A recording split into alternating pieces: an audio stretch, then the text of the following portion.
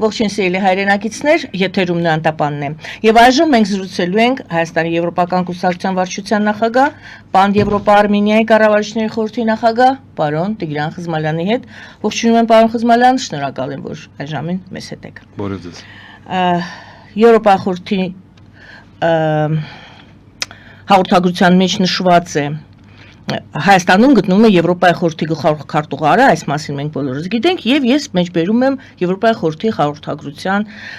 մի դրվագ։ Եվ այսպես նշված է. այցը տեղի ունենում Հարավային Կովկասի համար վճռորոշ պահին։ Վճռորոշ պահ ես կխնդրեմ դուք ձեր ընկալմամբ մեկնաբանեք, թե ինչու է դա այս ժամանակահատվածը համարվում Հարավային Կովկասի համար վճռորոշ պահ եւ շարունակությունը հաղորդագրության գլխավոր քարտուղարը հերթական անգամ կհաստատի, որ Եվրոպայի խորհուրդը աջակցում է Հայաստանի Ադրբեջանի միջև խաղաղության համաձայնագրի շուտապույտ ստորագրմանը։ Մինչ այդ դուք ձեր հարցազրույցներից մեկում ասել եք, որ քանի դեռ շարունակում ենք մնալ ԵԱՏՄ հապկի անդամ, խաղաղության պայմանագիրը չի կնքվելու։ Եվ այսպես Հայաստանում է գտնվում Եվրոպայի խորհրդի գլխավոր քարտուղարը, նա համարում է, որ վճռորոշ պահ է, դուք համարում եք, որ խաղաղության պայմանագիր ներկայումս չի կնքվելու այս իրավիճակում։ Իմ ասացի եւ եվրոպական մոտեցման մեջ չկա հակասություն։ Վճռորոշ պահը դա ուղղակի գեղեցիկ արտահայտություն չէ։ Մենք ապրում ենք աշխարհաքաղաքական եւ քաղաքակրթական սահմանների փոփոխության տարիներին։ Բոլորիս աչքի առաջ Միացյալ Նահանգները շատերի համար անսպասելի, գրեթե բոլորի համար անսպասելի, թեև Թրամփի վերահսկողություններից հետո դա արդեն ակնհայտ էր, փոխում է, ասենք, մեղմ արևմուտքի նախկին ամբողջականությունը եւ եթե շատ պարզացնենք, Եվրոպան մնում է գրեթե մենակ, որովհետեւ երկրորդ համաշխարհային պատերազմից հետո Եվրոպայի զարգացումը, բարգավաճումը, հզորացումը հիմնված էր Միացյալ Նահանգների ռազմական երաշխիքների, ուժի եւ պաշտպանության վրա։ Դա թույլ էր տալիս Եվրոպային չծախսել ռազմական պատրաստությունների վրա եւ դա իմիջիալոց Միացյալ Նահանգների պահանջն էր։ Գերմանիային պարզապես թույլ չէր տրվում ունենալ հզոր բանակ, ինչը մեր աչքի առաջ հիմա փոխվում է եւ Գերմանիան գրեթե $1 տրիլիոն է պատրաստվում առաջիկա տարիներին ծախսել եւ մենք պատկերացնում ենք, թե ինչ է դառնալու Գերմանիան մի քանի տարի անց եւ ռազմական եւ քաղաքական հետեւաբար իմաստով։ Բայց վերադառնանք ձեր հարցին։ Եվրոպան փնտրում է նոր դաշնակիցներ։ Մենք տեսանք բավական հետաքրքիր այցեր Չինաստան, որի հետ կնքվեց սառը խաղաղություն։ Ուրսուլա ֆոն դեր Լայնը ընդգծեց, որ չի կիսում Միացյալ Նահանգների նախահարձակողական մոտեցումը, բայց Չինաստանը Եվրոպայի համար մնում է մրցակից։ Վերջին օրերին Ուրսուլա ֆոն դեր Լայնը հանդիպեց Նարենդրա Մոդիի, աճող մեկ նոր վիթխարի ուժի Հնդկաստանի վարչապետի հետ եւ նրանց հետ նրանք որպես աշխարհի ամենամեծ ժողովրդավարություն համարվող երկրի հետ կնքեցին ռազմավարական համաձայնագիր ոչ միայն տնտեսական, այլ նաեւ զինվորական, ռազմական համագործակցության մասին եւ դա շատ կարեւոր է նաեւ Հայաստանի համար։ Հիմա նրանք փաստորեն ուզում են հստակեցնել իրենց ազդեցության սահմանները եւ ահա ինչու պահը վճռորոշ է Հարավային Կովկասի, ինչպես իրենք են ասում, համար, որը կարող էր դառնալ, դա իմ ամենասիրած գաղափարներից մեկն է, հարավ-արևելյան Եվրոպա։ Եվ Վրաստանի հետ միասին Հայաստանը դառնում էր փաստորեն մի քանի տարի առաջ եւ մինչեւ վերջերս ուներ այդ հնարավորությունը դառնալ Ուկրաինայի եւ Մոլդովայի հետ միասին ծով ծովով հարավ-արևելյան Եվրոպայի քաղաքակրթական սահման։ Ադրբեջանը դուրս էր մնում այնտեղից։ Սակայն վերջին 2 տարիների, 2-3 տարիների ընթացքում սկզբից Վրաստանը փաստորեն վերադարձավ ռուսական վերահսկողության տակ եւ Եվրոպան դա ֆիքսեց։ Արդեն փաստորեն ընդունվում են եւ Միացյալ Նահանգներում եւ Եվրոպայում հատուկ նոր քաղաքականություն է մշակվում Վրաստանի համար։ որը այլևս չի դիտում Վրաստանը որպես եվրոպական միության անդամակցելու տեխնացու։ Դա սառեցված է։ Եվ թե Վայաստանի վերաբերյալ դա չի ասվում, բայց եվրոպացիները հասկանում են, որ Նիկոլ Փաշինյանի երկիմաստ եւ ոչ անկեղծ, ասեմ զգուշորեն, քաղաքականությունը տանում է Հայաստանին վրացիացման ճանապարհով։ Այսինքն այլ կերպ ասած Ռուսաստանը հիմա անում է Հայաստանում այն, ինչ արել է Վրաստանում։ Ավելի պարզ ասենք, եվրոպացիները դա հասկացան եւ հիմա վերջին ստուգումներն են անում, ստուգարքներն են անցկացնում։ Արդյոք Հայաստանը այդպես էլ չի կարողանա իրականացնել այն հնարավորությունը, օգտագործել այն շանսը, մտնել այն դուռը, որը Եվրոպան բացել է մեզ համար։ Հիմա մենք տեսնում ենք, որ 3 ամիսը գրեթե 3 ամիս է անցել, ինչ Հայաստանը ընդունել է օրենք, որը պատրաստել է ժողովրդավարական ընդդիմությունը, իրական երրորդ ուժը, որը մենք անվանում ենք Եվրադաշինք, Հայաստանի Եվրամիության անդամակցության մասին եւ կառավարությունը ազգային ժողովի հետ միասին ցուցադրաբար արհամարում են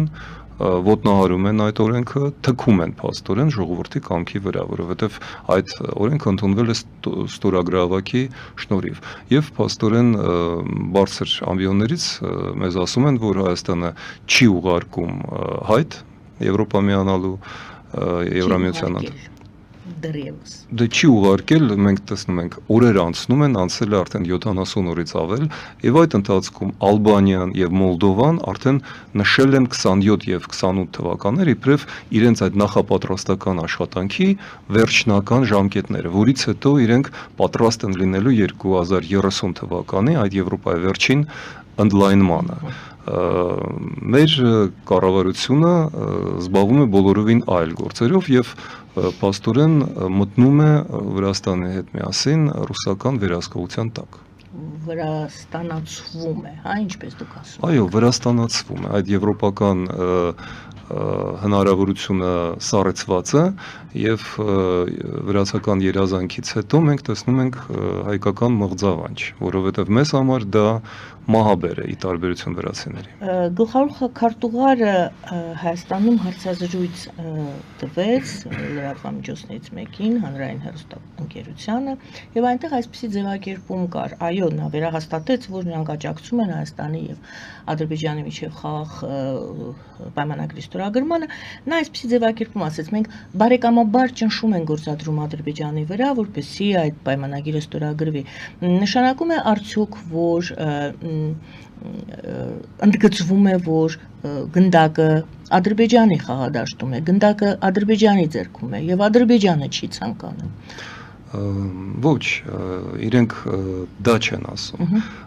Կատարվեց ամենավատը, այն որ եթե Հայաստանը կարող էր դիտվել Ուկրաինայի, Վրաստանի, Մոլդովայի հետ միասին այդ քարյակ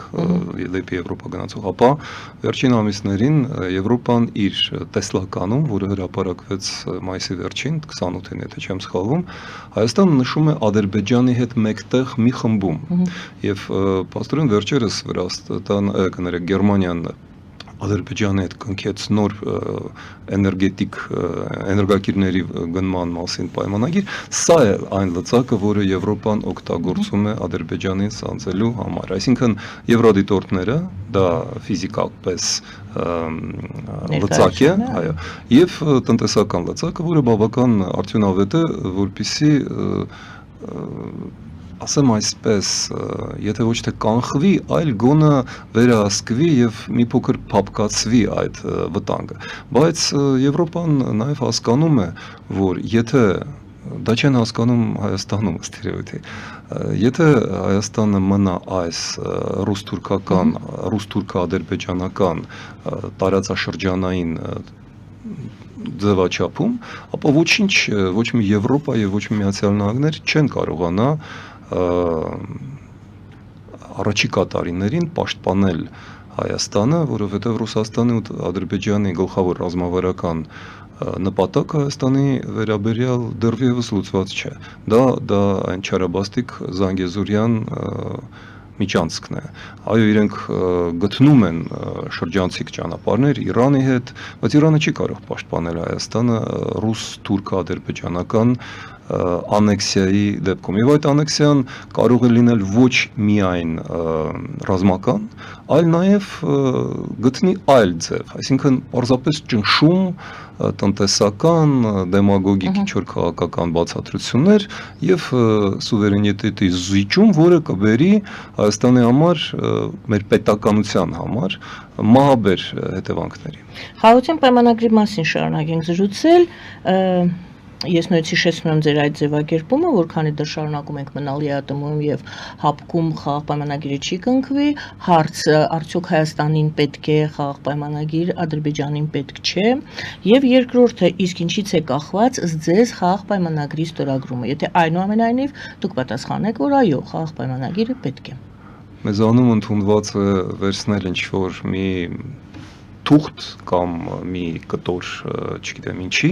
եւ ձեռքում պահած ցույց տալ դարձնել դա ֆետիշ։ Ուրեմն Հայաստանին պետք է ոչ թե խաղաղության պայմանագիր, Հայաստանին պետք է խաղաղություն, եւ դրանք երկու տարբեր բաներ են։ Խաղաղության պայմանագրեր համաշխարհային պատմությունում հարյուրավոր են, որոնք հաջորդ իսկ օրը կամ 1 տարի կամ 2 տարի անց աղբամանն էին նետվում, որովհետեւ խաղաղությունը եւ խաղաղության պայմանագիրը սխալ հերթականությամբ են հասկանում Հայաստանում։ Խաղաղության պայմանագիրը դա խաղաղության հետևանքն է, այլ ոչ թե խաղաղությունն է հետևանքը խաղաղության պայմանագրի։ Խաղաղությանը մենք կարող ենք հասնել միմիայն ուժերի, քաղաքական, տնտեսական, ռազմական ուժերի հավասարակշռության դեպքում։ Այլ կերպ որևէ թուղթ, որևէ ֆետիշ մեզ չի փրկի։ Դա վայրի ցեղերի ծիսակատարական պարեր են գրակի շուրջը։ Իսկ հավասարակշռությունը Ադրբեջան, Թուրքիա, Պակիստան, Ռուսաստան այս քարյակի հետ մենք կարող ենք ավելացնենք նաև Իսրայելը ստեղծված իրավիճակում հնգյակ Ադրբեջանը ոչ ոքի հետ որևէ խնդիրներ չունի նաև Եվրոպայում։ Ինչպես ասում են, ոչ ոքի ոդկը չի տրորել, բացի Ֆրանսիայից, բայց մենք դա էլ չենք օգտագործում։ Հայաստանը միայնակ է այստեղ, եթե չանի ամենակարևորը հանուն խաղաղության, եթե չդառնա այլ դաշինքի անդամ։ Ահա ինչու ես պնդում եմ, որ ԵԱՏՄ հապկ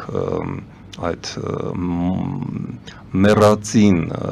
կառույցների մեջ մնալով Հայաստանը փաստորեն ոչ մի խաղաղություն չի ստանա, ինչպես չստացավ ոչ պաշտպանություն, ոչ աջակցություն, ոչ զենք, ոչ փող, ոչ մի բան։ Հայաստանը այնտեղ միայն կորցրել էր, կորցնում է եւ շարունակելու է կորցնել։ Դառնորինակ պարզվեց, որ ԵԱՏՄ-ն գրեթե 2 անգամ գումար շատ է տանում Երևանից կամ վերադարձնում է այդ Հայաստան ԵԱՏՄ պայմանագրով եւ ես չեմ հասկանում այդ ինչով են այդքան բարձենում մեր տնտեսական բլոկի եւ կառավարության անդամները ասելով որ ԵԱՏՄ-ի մեջ մնալը մեզ խիստ ձեռնտու է։ Ուրեմն ասածս շատ պարզ է։ Եթե մենք չենք անդամակցում Եվրոպային, Եվրոմիությանը եւ չունենք ՆԱՏՕ-ի անդամակցելու հեռանկար, ապա ոչ մի բան եւ նույն Եվրոպան ու ՆԱՏՕ-ն մատը մատին չեն կպցնի, որ պաշտպանեն Հայաստանին, որը առ այսօր մնում է Եվրոպայի եւ ՆԱՏՕ-ի համար թշնամական տնտեսառազմական կամ ռազմատնտեսական, ռազմատնտեսաքաղաքական դաշինքի անդամ։ Ահա ինչ խաղ է խաղում Հայաստանի կառավարությունը եւ դա ունի ընդամենը մեկ նպատակ՝ պահպանել իշխանությունը համաձայնեցնելով այն Մոսկվայի հետ։ Սա է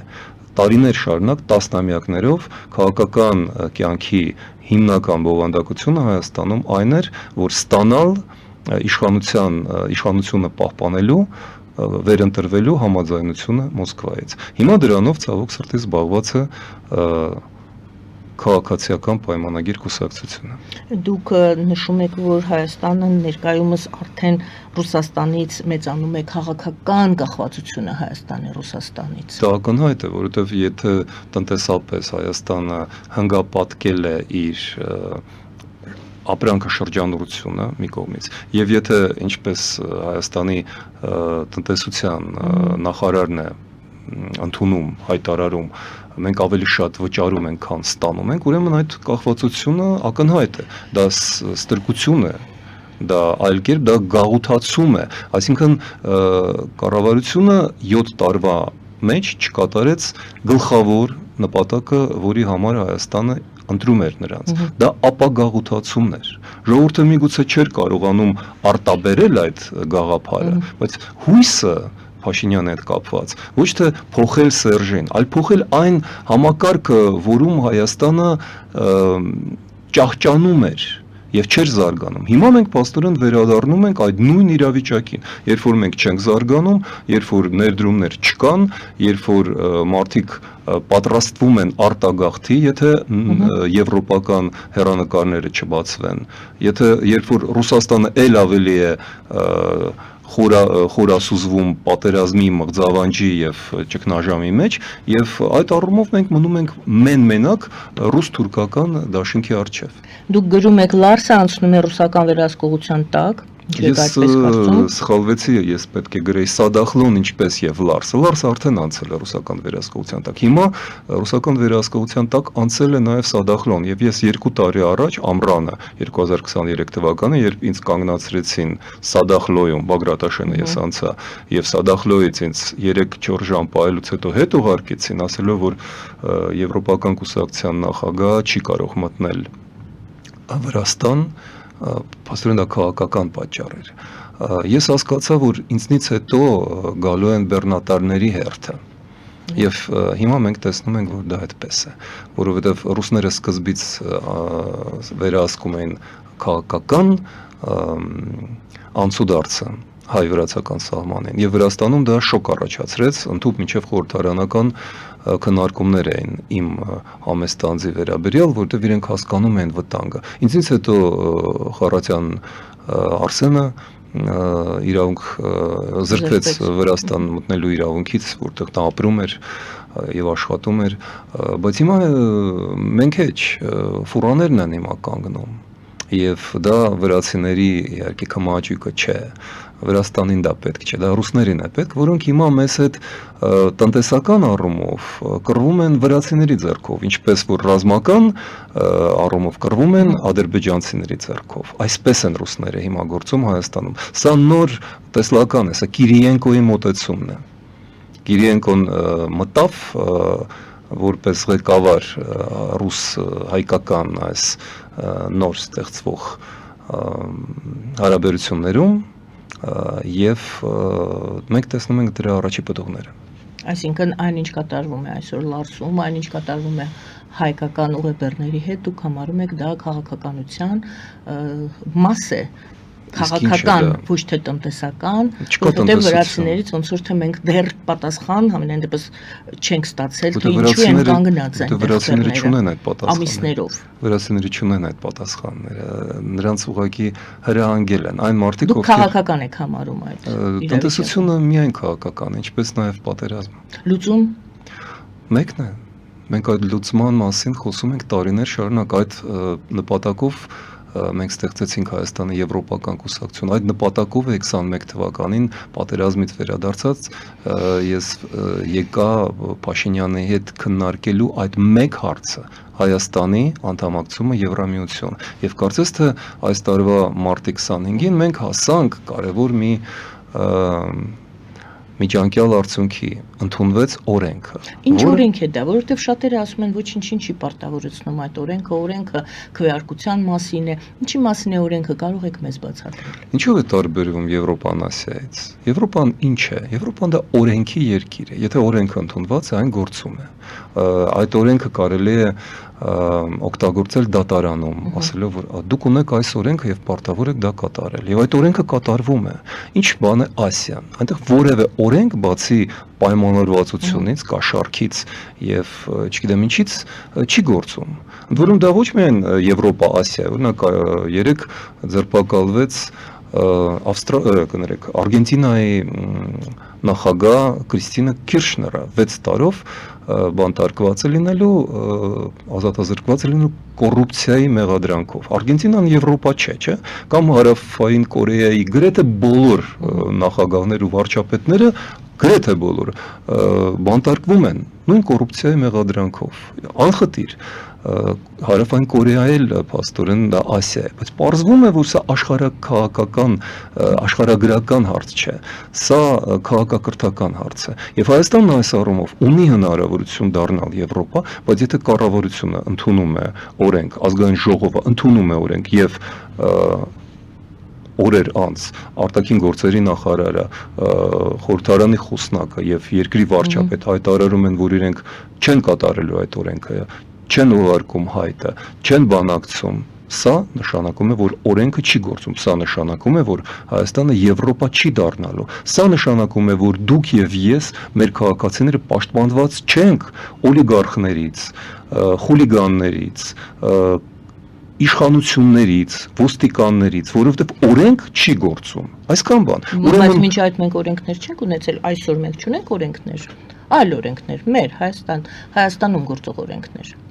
Այնպես եք ասում, որ ոնց որ թե օրենքներ չկան, միայն դա է մեկ օրենքը, որը պետք է կարգավորի մեր կյանքը։ Ես օրինակ եմ բերում, իսկ որ օրենքներն են գործում։ Տեսեք, հենց հիմա ամենաթեժ թեման որն է, վարչապետ կաթողիկոս հակամարտությունը, կա ընդամենը մեկ պարզ լուծում, սահմանադրության 17 եւ 18-րդ կետերը վերաբերվում են Հայաստանի սահմանադրության, իսկ դա գլխավոր օրենքն է, չէ, մայր օրենքն է, վերաբերվում են պետության եւ հայ առաքելական եկեղեցու, ընդհանրապես կրոնական կառույցների հետ հարաբերություններին, եւ այնտեղ գրված է սևը սպիտակի վրա, եկեղեցին Հայաստանում անջատված է պետությունից։ Ինչու է այդպես գրված։ Ընդհանրապես սա շատ հին գաղափար է, սա մեր գաղափարը չէ։ Առաջինը դա Միացյալ Նահանգների սահմանադրությունում կիրառեց Թոմաս Ջեֆերսոնը, այսպես կոչված հիմնադիր հայրերից մեկը։ Եվ Աստված, եկեղեցի այդ գաղափարները չկան ամերիկյան սահմանադրության մեջ։ Դոլարի վրա գրված է, մենք հավատում ենք Աստծուն, բայց սահմանադրության օրենքի մեջ դա չկա, որովհետև դա ձեր խղճի գործն է, դա ազատություն է, դրա վրա է հիմնված։ Ուստի պետությունը իրավունք չունի մուտք գործել այդ տարածք, եւ դա օրենք է, որը հենց հիմա ոտնահարվում է, ինչ գործ ունի կառավարության ղեկավարը եկեղեցու ներքին գործերի հետ։ Եթե այնտեղ կրկնում եմ 17-րդ կետը սահմանադրության հաստատում է դա։ Այսինքն մենք հենց հիմա տեսնում ենք օրենքի ոտնահարում։ Ես լսեցի ձեր այդ կարճ ելույթը ձեր Facebook-յան ձեր էջում, դուք վերնագրել եք մենք պետությունը եւ եկեղեցին։ Ինձ դա շատ հետաքրքրեց ձեր անդրադարձը եւ կցանկանայի հիմա եւս մեր լսարանին ներկայացնել ձեր դատողությունները, ձեր դիտարկումները։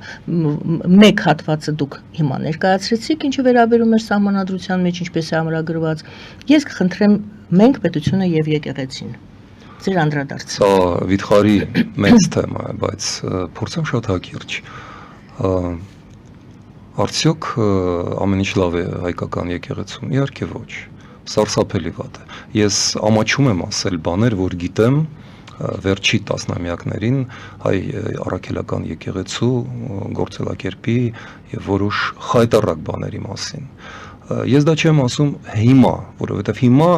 ամենասխալ ժամանակն է դա ասելու։ Եվ ինչու։ Եկեղեցին նախ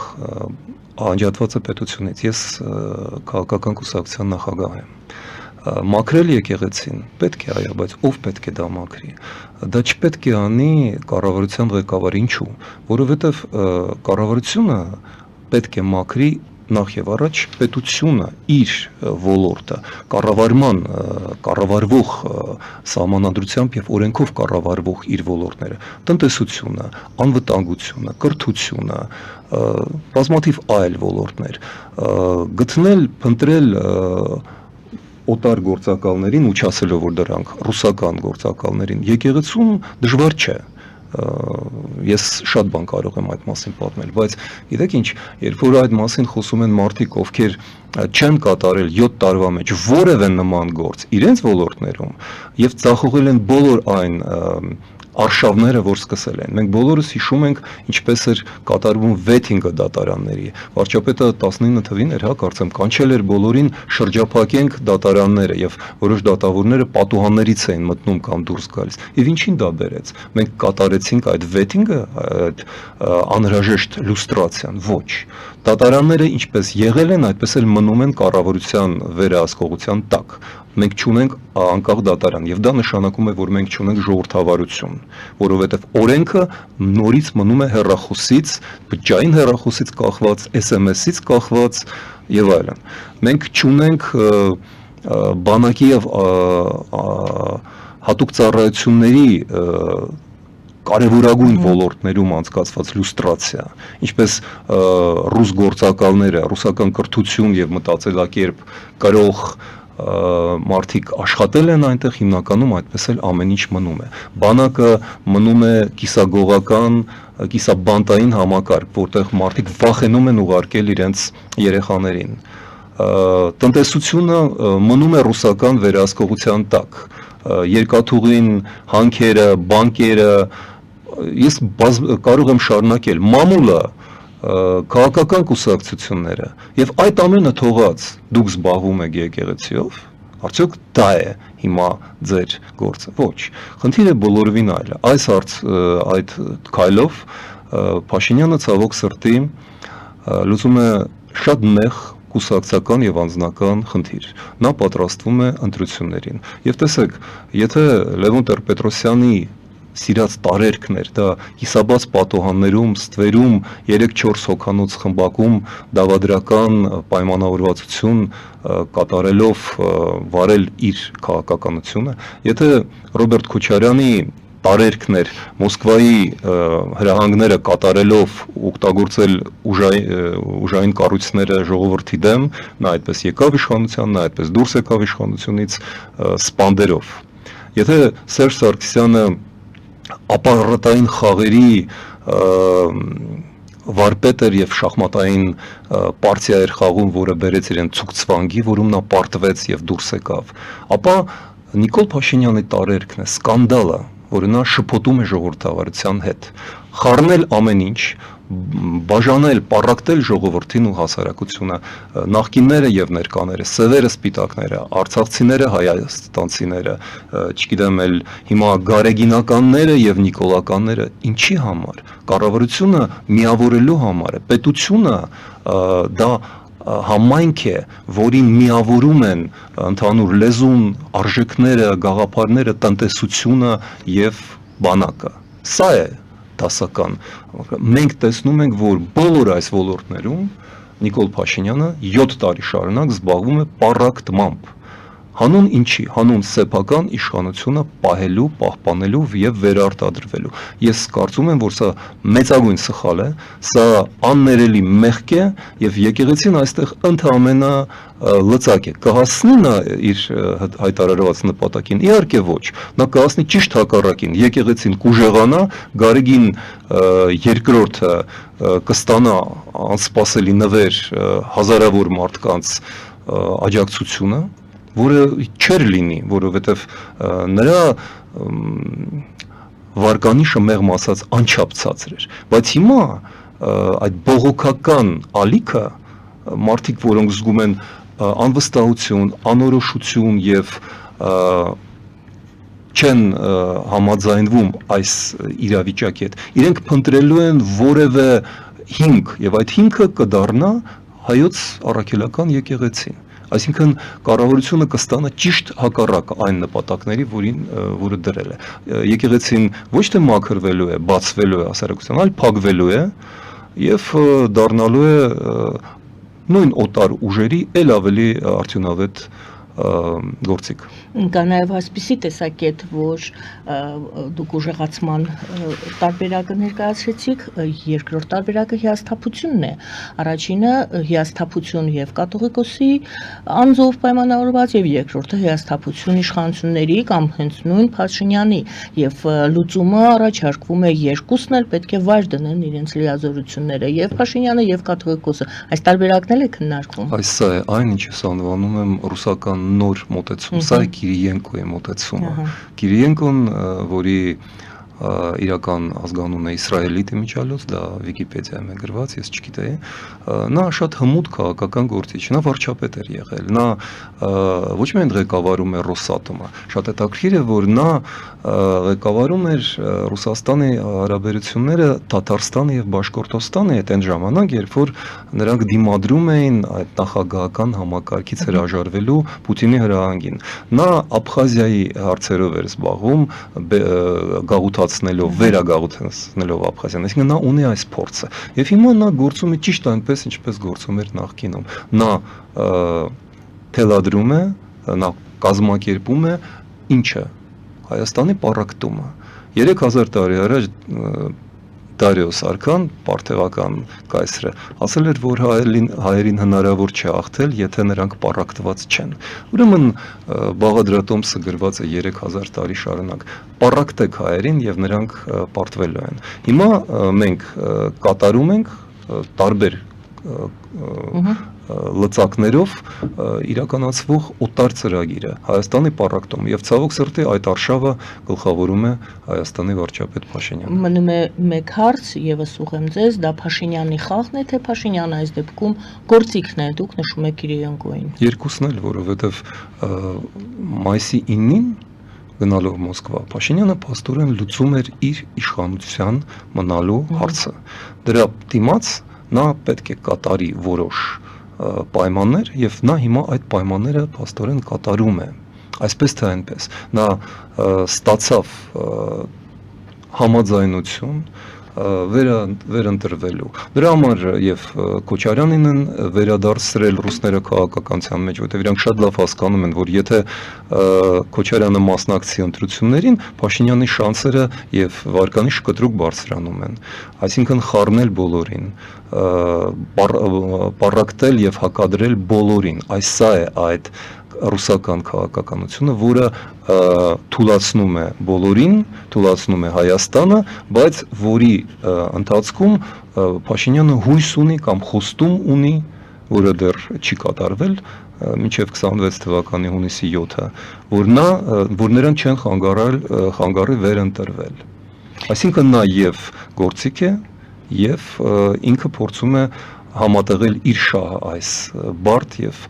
շատ հակապետական խաղում։ Այստեղ պարզապես չի կարելի չնկատել, որ նաև Ադրբեջանից են լսվում ձայներ ուղղված մեր եկեղեցուն եւ մասնավորապես հիմա արդեն նաև կաթողիկոսին, այսինքն ինչպես եւ չգիտեմ տեղին է թե ոչ այս համեմատությունը, ինչպես եւ եվրոդիտորդների նկատմամբ եւ Զախարովան էլ հաստատեց, որ Ռուսաստանի եւ Ադրբեջանի տեսակետները համընկնում են եւ նույն մտահոգություններն ունեն, հիմա ստացվում է, որ մեր եկեղեցու եւ կաթողիկոսի հարցում եւս Ադրբեջանը եւ Ռուսաստանը հիմա նաեւ Փաշինյանը միասին են գործում, այդպես է ստացվում։ Ես հիշեցի ռուս վտարանդի բանաստեղծ Նոբելյան մրցանակի դափնեկիր Իոսիֆ Բրոդսկու մի ծիծաղաշարժ հայտարարությունը նրան ասել են մի անգամ դուք լսել եք Եվտուշենկոն հոդված է գրել սովետական միությունում իսկ Բրոդսկին արդեն Ամերիկայում էր որ նա դեմ է կոլխոզներին եւ Բրոդսկին ասեց, եթե Եվտուշենկոն դեմ է, ես կողմ եմ կոլխոզներին։ Ինչ է սա նշանակում։ Սա նշանակում է, որ եթե Ադրբեջանը եւ Ռուսաստանը հիմա մեղադրում են ինչ-որ բաներ, թիրախավորել են հայկական եկեղեցին, ուրեմն մենք հիմա պետք չէ որ թիրախավորենք դա, որովհետեւ շատ տարօրինակ դաշինք է ստացվում Պուտին, Ալիև եւ Փաշինյան։ Եկեք փորձենք չխառնենք թացն ու չորը։ Սև ու սպիտակը, երբ որ խառնվում է, ամեն ինչ դառնում է մոխրագույն, գորշ։ Շնորհակալություն, Գովազդ եմ հայտարարում եթերում, պարոն Խզմալյան, Գովազդ է եթերում սիրելի հայրենակիցներ, հեռախոսազանգերը ես տեսնում եմ, անպայման կընդունեմ այն ձեր հարցերը, որպեսզի հնարավորություն տամ ուղղեք մեր հյուրին, Գովազդ է եթերում։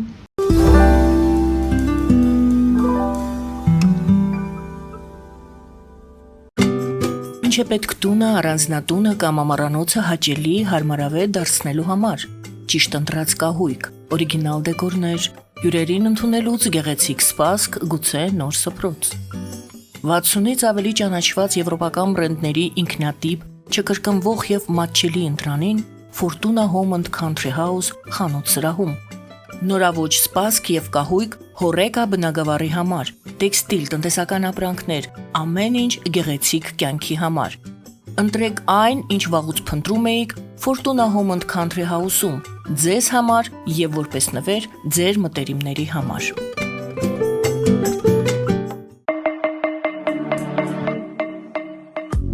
Յուրաքանչյուր զարդ գլուխ գործոց է, պատրաստված ամենայն ճշգրտությամբ եւ կրքով, որոնք կընդգծեն ձեր անհատականությունն ու գեղեցկությունը։ Մեր զարդերը պարզապես աքսեսուարներ չեն, այլ սիրո խոստովանություններ, որոնք կդառնան ձեր հիշողությունների խորհրդանիշը։ Դրանք ձեզ կդարձնեն ոճային եւ գրավիչ։ Ձեր պատմությունը սպասում է։ Ֆելիչե ժամանակակից ատամնաբուժական կլինիկա։ Այստեղ հարմարավետությունն ու խնամքն առաջնային են։ Այստեղ կիրառվում են ատամնաբուժական ամենաժամանակակից տեխնոլոգիաներ, ճշգրիտ ախտորոշում, արդյունավետ բուժում, նուրբ փորձառություն եւ անհատական մոտեցում։ Սկսած սովորական մանրուքներից մինչև առաջադեմ ընթացակարգեր, այստեղ դուք գտնվում եք բարձր որակավորում ունեցող եւ փորձառու ատամնաբուժական մասնագետների ձեռքերում։ Մեր բարեկամական եւ հյուրընկալ անձնակազմն այստեղ է յուրաքանչյուր այցը հաճելի դարձնելու համար։ Ֆելիչե, ձեր առողջ եւ ամենաերջանիկ շպիտը սկսվում է այստեղից։ Եկեք եւ բացահայտեք նորարարության փորձագիտության եւ կարեկցանքի կատարյալ համադրությունը։ Երևան շիփինգ, սենսացիա ստեղ, հա։ Այո, ճիշտ եք եկել։ Սանդրոցներ Երևան ուղարկելը $2.99 օթանավով։ Այո, Իսկ եթե դոլար ուղարկես, դոլար ստանան։ 1%, հա։ այո, Իսկ որ տանեն տուն հասցնեն, էլի 1%, հա։ 2%։ Երասը ծրի է, էլի։ Ժողովուրդ սենսացիա, ծրի է։ Նորթ Հոլիվուդ կլենդել։ Jackpot հագուստի վաճառակենտրոնը վերաբացվել է Թահանգա քաղաքում։ Նոր տեսականի, նոր արժեքներով ու նոր զեղչերով։ Եվրոպական հագուստ եւ կոշկեղեն կանանց, տղամարդկանց եւ երեխաների համար։ Օծաներիք, ճամպրուկներ, պայուսակներ, գիշերանոցներ, գոտիներ եւ դրամապանակներ։ Մեծ ապրանքատեսականի, մեծ զեղչերով։ Համեցեք Jackpot Թահանգայում։ Հասցեն 7057 Foothill Boulevard։ Հեռախոս 818 813 2252։ Jackpot։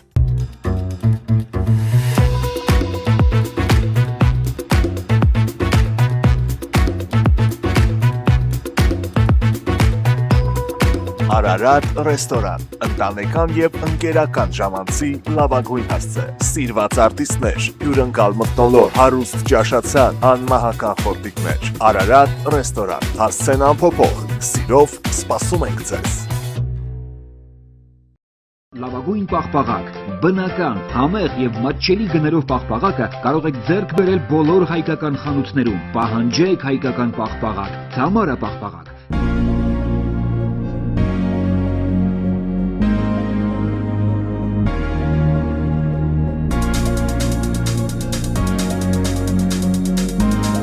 Տպագրեք ձեր գիրքը Նոյան տապան տպագրատանը, ինչպես նաև թերթեր, ամսագրեր, բուկլետներ եւ այլն։ Հասցեն քաղաք Երևան, Իսահակյան 28 առաջին հարկ։ Հեռախոս Հայաստանից +374 55 50 90 52, ԱՄՆ-ից 818 967 567։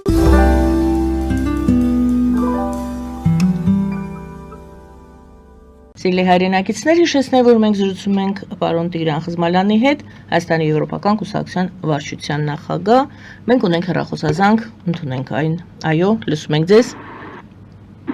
Այո, լսում ենք ձեզ։ Ալո։ Բարև, ուղղակի զարմանում եմ, էլի հարգում եմ Նոյան տապանը,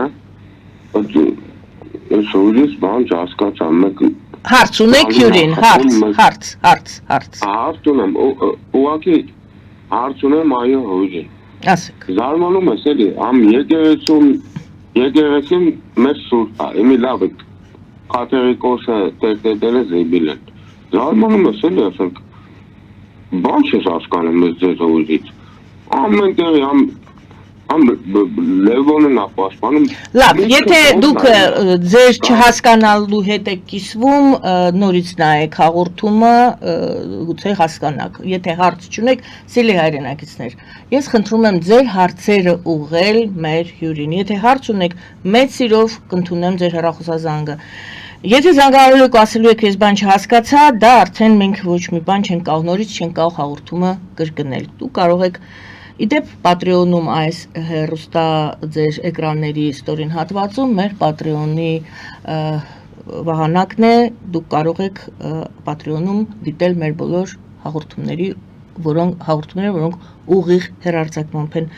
հեռարձակվում։ Եվ այսպես շարունակենք մեր զրույցը, պարոն Խզմալյան,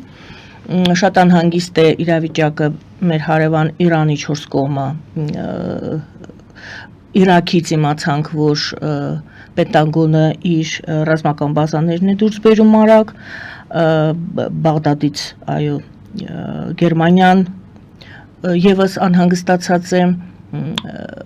բայց արժևում բանակցություններ են, հերթական բանակցություններ են Միացյալ Նահանգների եւ Իրանի։ Ինչ դուք գիտեք, ես գիտեմ, որ դուք լսում եք եւ հետևում եք այս իրավիճակին, ինչ դուք գիտեք այս մասին, ինչ կարող եք ասել, ինչին կարելի է սպասել։ Նախ ուշադրություն դարձնենք, որ Իրաքից դուրս բերելով զորքերը, Միացյալ Նահանգները առաջի անգամ չէ, որ թողնում են իրենց զենքերը քրդերին։ Իրենք փոխանցում են ամերիկյան զենքերը եւ դա տարիներ շարունակ է տևում քրդական ինքնապաշտպանության ուժերին, այսինքն քրդական բանակին։ Մենք դրանից պետք է ճիշտ եզրակացություն անենք։ Միացյալ Նահանգները տասնամյակներով պատրաստում են Քրդստանի պետականությունը եւ պաստորեն ասել են դրան հյուսիսային Իրաքում, որտեղից հիմա հանում են զորքերը, համարելով որ քրդերը արդեն կարող են վերահսկել իրավիճակը։ Այժմ նրանք պահպանում են իրենց ռազմական ներկայությունը հյուսիսային Սիրիայում, որպեսզի Սիրիայի քրդերը այնտեղ Եփրատի ձախ ափին կարողանան կրկնել այն, ինչ արվել է արդեն քրդերի կողմից հյուսիսային Իրաքում, եւ մենք պետք է ճիշտ գնահատենք իրավիճակը, հասկանալով, որ հաջորդիվ քրդերը այդ հարցը իրենց կտան Թուրքիայի տարածքում։ Այսինքն խաղաղություն այստեղ չի լինի շատ երկար։ Ինչ վերաբերում է Իրանին, մենք ստանում ենք իրարամերժ ուղերձներ, այո, մի կողմից Իրանի եւ Միացյալ Նահանգների բանակցությունները ընթանում են շատ ծանր, բայց վերջին ժամերին մենք լսեցինք, որ Թրամփը, որի հարաբերությունները Իսրայելի վարչապետ հետ Նեթանյահուի հետ սրվում են, գնալով ավելի ու ավելի, եւ ասեմ ձեզ, որ Իսրայելն է այստեղ գլխավոր դերակատարը Ամերիկա-իրանական հարաբերություններում, բանն է, որ Նեթանյահուն արդեն երկար տարիներ նա վարչապետ էր դեռ Օբամայի օրերին եւ այդ ժամանակ էլ փորձում էր ռմբակոծել Իրանի միջուկային կառույցները եւ Օբաման առաջին նախագահն էր, ով սպառնաց ուժով ընդհատել Իսրայելի պատրաստվող գրողը, երբ որ ռմբակոծիչները արդեն օդում էին։ Այնչու Իսրայելին պետք էին Ադրբեջանի օդանավակայանները, որպեսզի այնտեղից վառելիք ստանա վերադառնալու համար Իրանի ռմբակոծելու ծրագրից հետո։ Հիմա փաստորեն Թրամփը, որը չի ցանկանում ներքաշվել որևէ պատերազմի, դա իր սկզբունքն է, ամենտեղ փորձել հասնել զինադադարի, նա նույնը առաջարկում է Իրանին եւ Իրանը այստեղ ուսանավում է։ Հայտարարվել էր, որ իրենք արդեն ունեն փաստորեն բալիստիկ հրթիռ, իսկ այն, որ այդ բալիստիկ հրթիռը կարող է կրել իր հետ միջուկային զենք, Իսրայելում հասկանում են, որ Իրանը կամ շատ մոտ է, կամ արդեն ստացել է միջուկային զենք իմիջիալոց Ռուսաստանի օգնությամբ, եւ դա պատճառ է, որ Իսրայելի հարաբերությունները սրվել են նաեւ Ռուսաստանի հետ։ Վերջին օրերին Իսրայելը փոխանցեց Ուկրաինան ամերիկյան Patriot հակաօդային պաշտպանության հզոր կայանները։ Մյուս կողմից Իրանը հասկանում է, որ չի դիմանա այդ պատժամիջոցներին, եթե դրանք զուգորդվեն նաև ռազմական հարվածով եւ ամեն գնով փորձում է խուսափել դրանից, ուստի հարաբերությունները լարված են, բայց Իրանը հակված է բանակցությունների։ Բարեբախտաբար Թրամփը կարծես թե նույնպես հիմա հակված է ավելի շատ բանակցել Իրանի հետ, քան լսել Նետանյահուի բազմամյա հորդորները ռմբակոծել, ոչնչացնել Իրանը։ Չեք կարծում արդյոք, որ Ադրբեջանը, այո, մենք գիտենք, որ նա միշտ ուշադիր է հետևում այդ բոլոր իրադարձություններին, Ադրբեջանը կօգտվի ցանկացած կայծից, եթե հանկարծ այդպիսի կայծ լինի Իրանի եւ Իսրայելի միջև, թե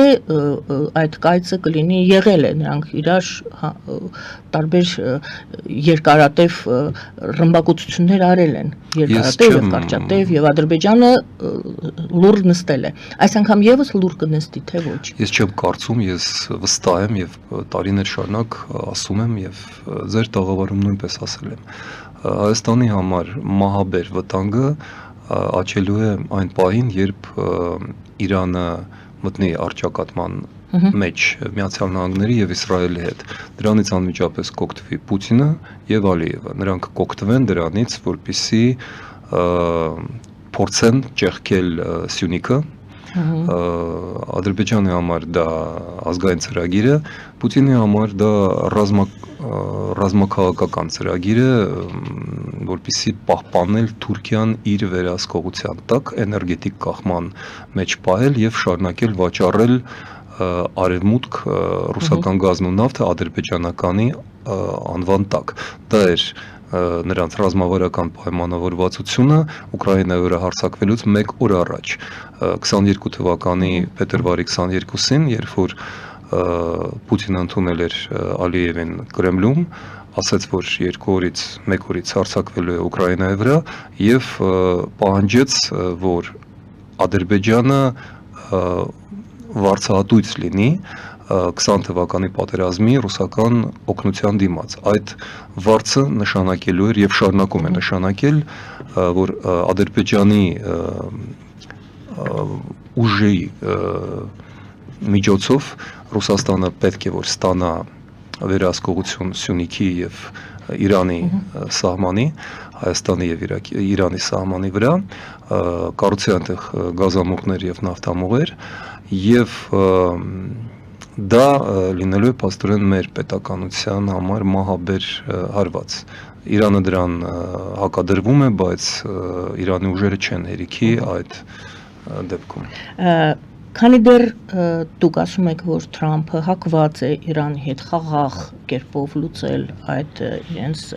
տարաձայնությունը, դուք ասում եք, որ Հայաստանում, եթե սխալվում եմ, դուք ինձ կուղեք, կշտկեք իմ ասածը, Հայաստանում համընկնում են Իրանի, Միացյալ Նահանգների եւ Եվրամիության շահերը, այո, այս պահի դրությամբ համընկնում են։ Դա միակ տեղն է աշխարհում, որտեղ Միացյալ Նահանգների, Իրանի եւ Եվրամիության շահերը համընկնում են, եւ նաեւ Հնդկաստանի արդեն դա էլ շատ կարեւոր, եթե մենք ճիշտ աշխատենք, նաեւ Չինաստանի, այսինքն մենք ունենք պոտենցիալ բրկվելու, բայց այստեղ կա մի նախապայման։ Հայաստանը դրա համար պետք է լինի եվրոպական երկիր։ Եթե մենք դառնում ենք գոնե անդամակցության տեխնացու օր առաջ, ոչ թե 26 թվականին, 27, 28, այլ հիմա, եթե դա հայտարարվի, ի հեճուկս Ռուսաստանի ճնշումների, ի հեճուկս այս տեղական դեմագոգիայի, մենք ունենք շանս, մենք ունենք փրկվելու եւ հզորանալու հսկայական պոտենցիալ։ Սակայն մյուս կողմից կա երկրորդ տարբերակը, եթե հանկարծ Միացյալ Նահանգները եւ Իրանը ինչ-ինչ պատճառներով Իսրայելի այսպես աշխատանքի արդյունքում, թե պարզապես Թրամփը զայրացավ, որ արդյունքի չի հասնում բանակցություններում, Իրանը եւ Միացյալ Նահանգները դառնան այսպես պատերազմ առճակատման առջև։ Հայաստանը կշարունակի Միացյալ Նահանգները դիտարկել Հայաստանի նույն Սյունիքի միջանցքի մասին է խոսքը։ Այնպես ինչպես այսօր է, կփոխվի արդյոք քաղաքականությունը Հայաստանի նկատմամբ Միացյալ Նահանգների, թե ոչ, Հայաստան Միացյալ Նահանգներ դա մի кейս է, Միացյալ Նահանգներ Իրան մեկ այլ։ Եվ Միացյալ Նահանգները եւ Եվրամիությունը այլևս չեն կարողանա օգնել Հայաստանին, եւ դրա ապացույցն է այն, որ տեսեք նույն օրը, գրեթե նույն օրը Ֆրանսիան պատերազմող Ուկրաինայում բացում է Renault զորագույն մեքենաշինական գործարանի մասնաճյուղը, դրոններ արտադրելու, ռազմական գործարան, ֆրանսիական, Ուկրաինայում, պատերազմի օրոք, չպատերազմող Հայաստանում Ֆրանսիան բացում է ոչ թե գլխավոր հիպատոսարան Կապանում, ինչպես որոշված էր, այլ պարզապես մշակութային ինչ-որ մի խմբակ պատվո հիպատոսի հայ ազգությամբ Գորիսում, որը ոչ մի պարտավորվածություն կամ պարտականություն իրենից չի ենթադրում իրենով։ Սա նշանակում է, որ Ֆրանսիան նույնպես շատ սթափ գնահատում է Հայաստանի կառավարության անորոշությունը, երկիմաստ քաղաքականությունը, ինչու Ֆրանսիան Ուկրաինայի հանդեպ այդքան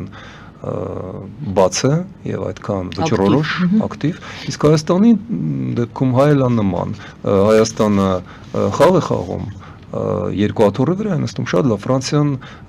փաստորեն լվանում է ձեռքերը։ Սա է նշանակում այն ինչ կատարվեց եւ թերագնահատվում է Հայաստան։ Նույնը ել ավելի հստակ Միացյալ Նահանգների դեպքում։ Թրամփը արդեն 20 թվականին լված ձեռքերը, մենք դա հիշում ենք, երբ չմիջամտեց, երբ կարող էր միջամտել, բայց գերադասեց չխառնվել, որովհետև նա փոխանցել էր այդ անուղակի պատասխանը հայտնի է, երբ նրան հայկական համայնքից հարցրել էին այս ընտրություններից առաջ, ինչու դուք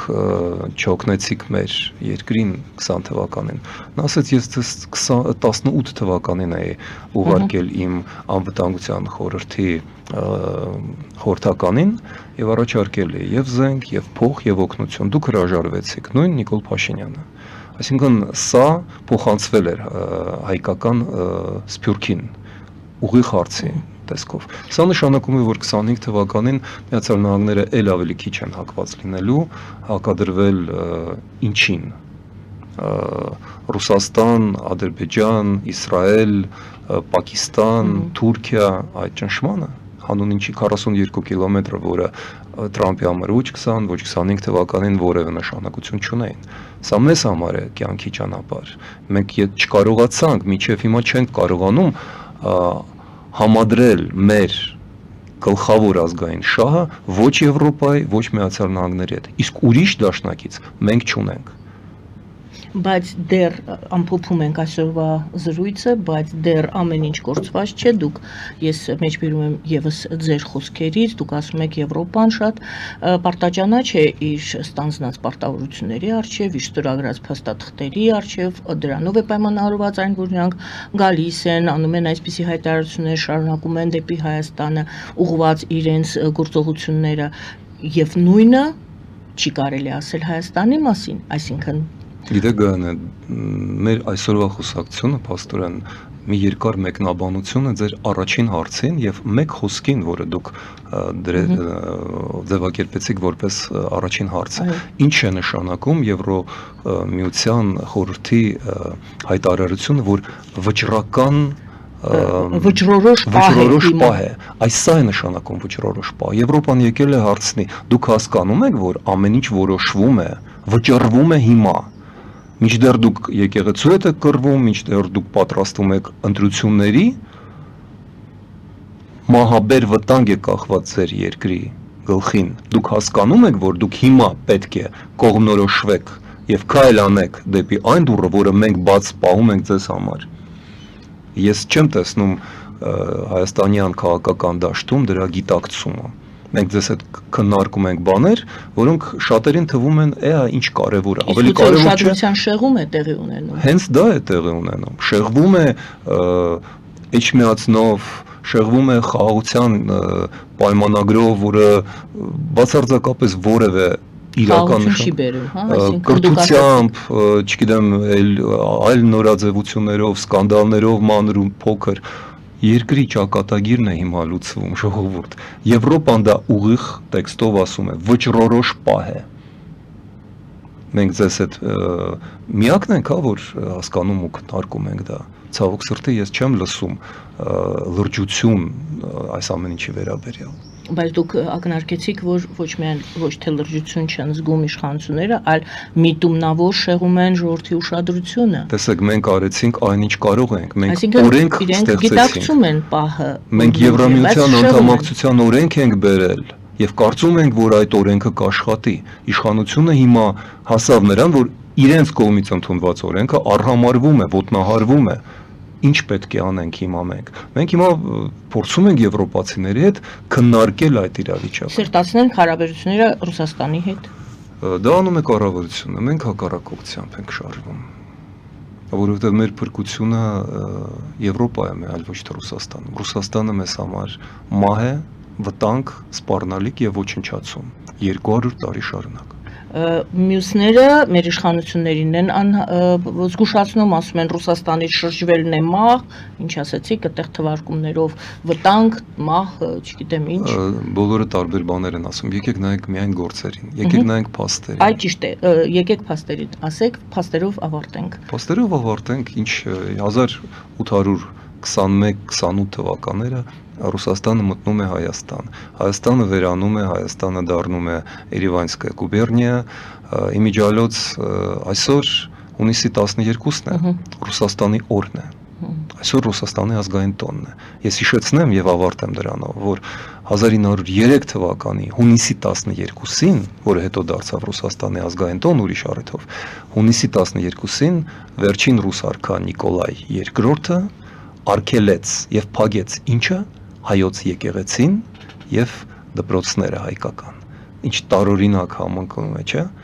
Մենք այսօր 100, չգիտեմ քանի 20 տարի, 23 տարի անց քննարկում ենք նորից հայոց եկեղեցու գլխին կախված վտանգը։ Արդյոք հայոց եկեղեցին 1903 թվականին քրիստոնեության նմուշ էր եւ պայծառ ինչ որ Ատյան։ Ոչ, դա նույն գերական մեղքերի մեջ խորասուզված բարդ կառույց էր, բայց դա էր մեր ազգային ինքնության հիմքը։ Հիմա դա միակ հիմքը չէ, բայց հիմքերից մեկն է եւ մենք հիմա սղոցում ենք այն ճյուղը, որի վրա նստած ենք։ Իսկ սղոցը մեզ տվել են, սրել են եւ կառավարության ղեկավարի ձեռքին տվել են մեր թշնամիները։ Շնորհակալ եմ պարոն Խզմալյան այսօրվա զրույցի համար։ Շնորհակալություն սիրելի հայրենակիցներ, հիշեցնեմ, որ Հայաստանի Եվրոպական կուսակցության վարչության նախագահ պան Եվրոպա Արմենիայի կառավարիչների խորհրդի նախագահ Տիգրան Խզմալյանն էր մեր զրուցակից այսօր։ Զրուցվարում էր Գայանե Արաքելյանը, բարին ընձեզ։